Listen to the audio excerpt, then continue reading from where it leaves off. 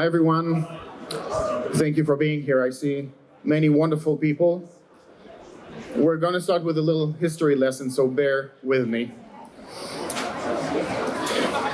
Munich has played a central role in death and destruction for quite a while now. While my grandfather was an involuntary resident in the neighboring Dachau, Munich was so-called defense industry, and its top researchers were busy with perfecting their machinery of death.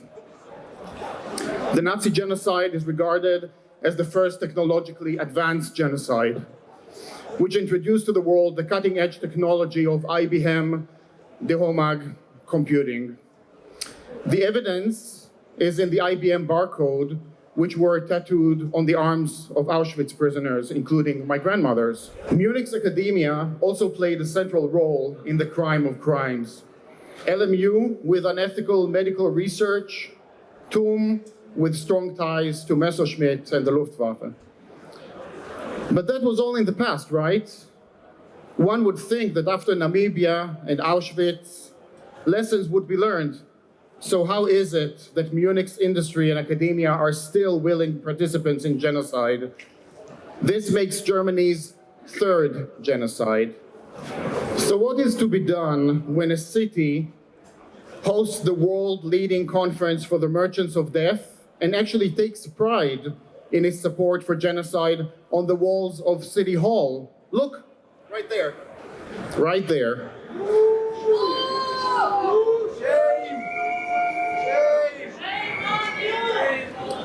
Your politicians do not care about the law, and those who make a killing off death, for them, business is a booming business, and their flags keep on waving. In fact, Germany plans to send security forces for the illegal ethnic cleansing of southern Gaza. In an interview from yesterday, your Chancellor, Olaf Genocide Scholz, stated that he is not even willing to discuss the possibility that Israel, and therefore also Germany, is committing the crime of genocide. Your Chancellor is basically acting like a 3-year-old, no better than Trump, and that is what will carry on happening unless there is resistance. Because, and here is the newsflash, resistance is not futile. Resistance is fertile. Across the UK, there are ongoing actions against the ongoing genocide. Due to such direct actions, in just a few years, we have managed to permanently shut down 3 of the 10 operating sites of Elbit systems. Yes, that is impressive. Also, Barclays Bank divested all of its investments in Elbit systems, and yesterday we got confirmation that this was directly related to the activity of Palestine Action against the complicity of Barclays.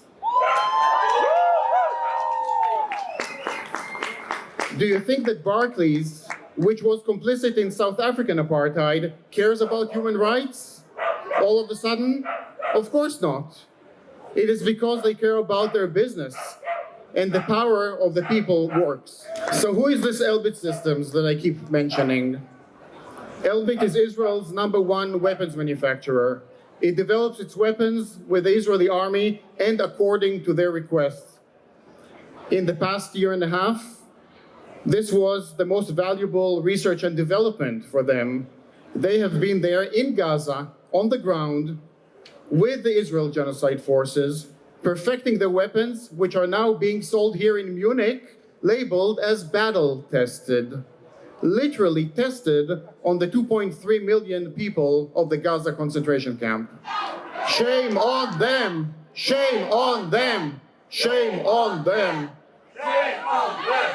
Shame on them! So myself and others went to smash up the Elbit Death Factory in the UK. We didn't wear masks. We were actually live streaming it.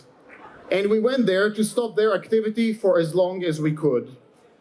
We challenged the authorities to take us to court and then answer about their own complicity in crime. This approach is not an invention of Palestine Action. It is inspired by our brothers and sisters in the White Rose and all those before us who stood up to genocidal regimes around the world.